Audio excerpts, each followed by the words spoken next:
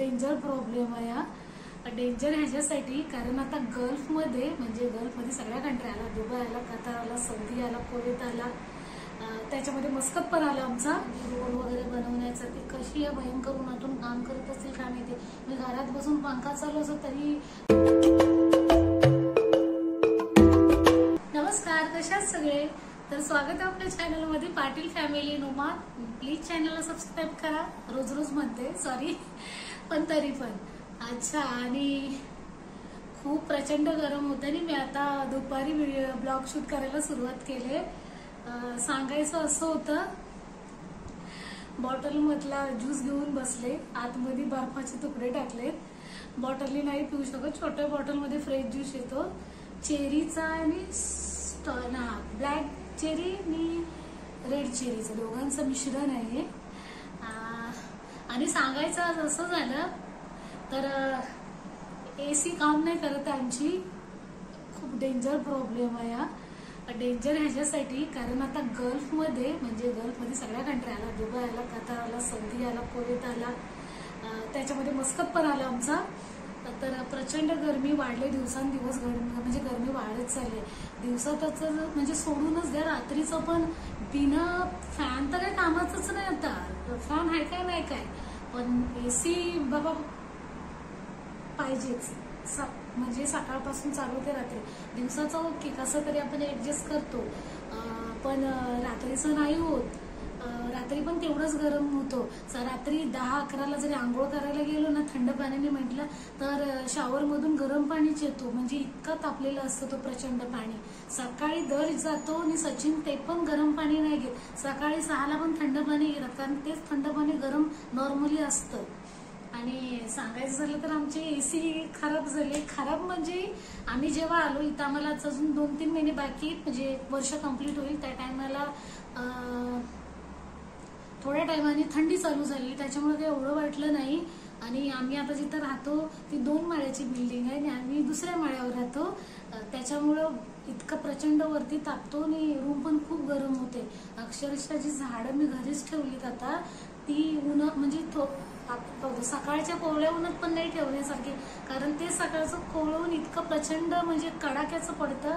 आतल्या गरमीने झाडं पण पूर्णपणे मुरझवल्यासारखं होतं. दिवसभर स्प्रे थोडा थोडा मारायला होतो त्यांच्यावरती, जेणेकरून थंडावा राहील. तर काल बोलवली होती, म्हणजे त्याला फोन केलेला. इथे जे साफसफाई करणारे आहेत प्लस इथली जे मेंटेनन्स वगैरे सांभाळतात, तर त्यांना फोन केलेलं. तर ते कुठे बाहेर होते, तर संध्याकाळी त्यांनी पाठवले इथे जे साफसफाई करतात त्या दादांना. तर ते आलेले, चेक केले आणि ही एसी आहे, विंडो एसी आहे. आणि आले, चेक केले. तर ते म्हटले की मी संध्याकाळी उद्या, आज नाही येणार तो माणूस एसी रिपेअरवाला, उद्या येईल. तर ते घेऊन आलेले आणि एसी हे केले ना. तर ते बोलतात की म्हणजे बाकी सगळं सिलेंडर वगैरे आतमध्ये बरोबर आहे, पण कदाचित लिकेज वगैरे झाला असेल तर माहिती नाही, पण 2 दिवस वाट बघा आणि मग मी 2 दिवसांनी काढून घेऊन जाईन. म्हटलं काढून घेऊन जाईन, द्याल ना लवकर. ते म्हटलं हो देऊ, कारण एसी नसेल तर काहीच काम इथं होणार नाही. गरमीने पूर्ण हालहाल होतात. आणि आता सगळीकडेच एसी कंपल्सरी आहे. त्या गरमीमध्ये गल्फमध्ये सगळीकडेच पाहिजे, एसी विना काहीच काम होत नाही. तर ठीक आहे. आणि एसी हा म्हणजे ज्यांचा रूम, ज्यांच्या इथे आम्ही रेंटने राहतो तर त्यांचाच आहे, कारण मेंटेनन्स आपण पेड करतो, तर त्याच्यामुळे त्यांना ते करून, फॅन, लाईटचा, एसीचा तेच करून देणार. आमच्या अगोदर कोण राहायचं काय माहिती नाही इथे, तर कदाचित किती वेळ झालाय किती नाही. आणि जुनी विंडो एसी आहे, पण जी आपण फ्लॅट एसी लावतो ना, तिच्यापेक्षा विंडो एसीला हवा खूप छान येते, जोराची एकदम हवा फेकते. पण ह्या एसीचा पण थोडासा समोरचा असं कव्हर असतो, सांगाड्यासारखा निघालाय खाली पूर्णपणे. तर तो पण सचिननी लास्ट आठवड्यामध्ये त्याच्या ज्या जाळ्या येतात ना त्या साफ केल्या. जाळ्या ह्याच्यासाठी, कारण इथं जो असा वारा सुटतो ना, त्याच्याने ती वाळू इतकी येते घरी पण आतमध्ये, आणि त्या बाहेरच्या साईडने त्या उघड्याच असतात, त्याच्याने आतमध्ये जाते. त्या जाळ्यांवरती पूर्ण कचरा बसलेला असतो. त्या त्याने साफ केल्या, पण काय माहिती नाही जर आतमध्ये सिलेंडर गेला असेल किंवा काय सचिन म्हणाले तर त्यांनाच बोलवावे लागेल. तर हा एक एसीचा इश्यू आहे आमचा. आता फॅन लावले पण तरी पण प्रचंड गरम होतोय. गरमीने इथे प्रचंड म्हणजे हालाल होतात. मी ह्या कोणीच नाही बाहेर पडणार. सगळी जी जाणारी लोक असतात ती म्हणजे कुठेही बाहेर जायचं असेल आपल्या परिवारासोबत कुटुंबासोबत तर संध्याकाळीच जाणार. या दुपारच्या उन्हात पण म्हणजे असं प्रचंड ऊन पडलं की बघेन असं होतंय.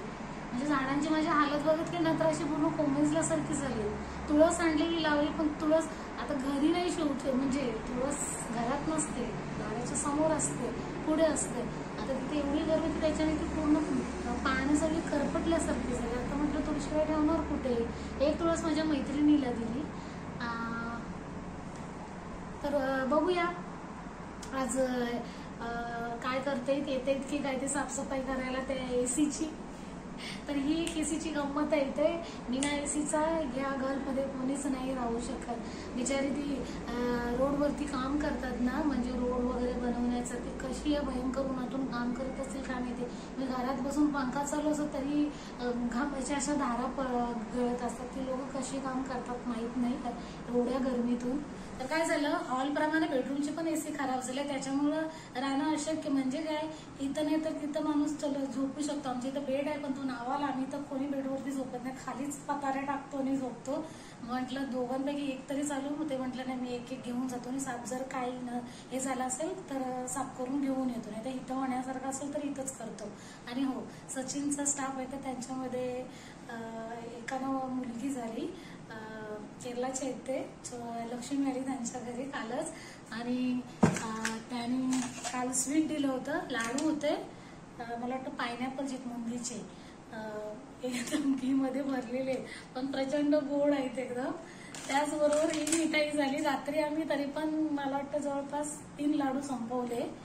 आणि त्यांच्या आजोबाने पण दिले काजू कतली आहे, काजू कतली, सॉरी कतरी नाही, कतली, मँगो फ्लेवर आहे, व्हाईटवाला, आणि रोल आहेत, ग्रीन पिस्ता आहे आणि पांढरावाला आहे. मिठाई पण भरपूर झाल्या, खायचं नाव कोण काढत नाही कारण गरमीमुळे जात नाही, नुसतं पाणीच जातो. मी तर आता तो गाळ सरबत घेऊन फिरते इकडे तिकडे.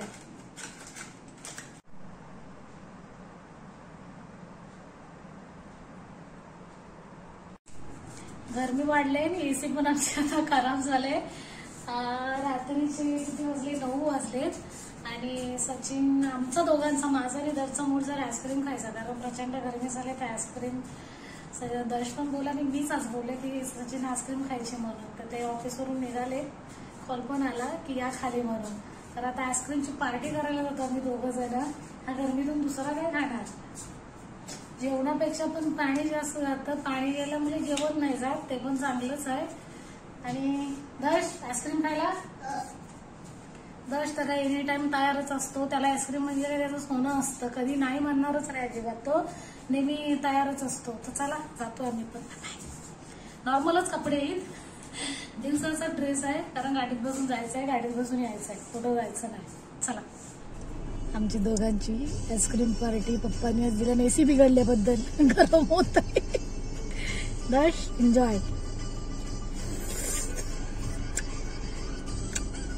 तुझा कुठला फ्लेवर आहे दर्श? चॉकलेट. बाबा तुला कोणाची आता, मम्मीची का माझी? एकच बोलतो माझी.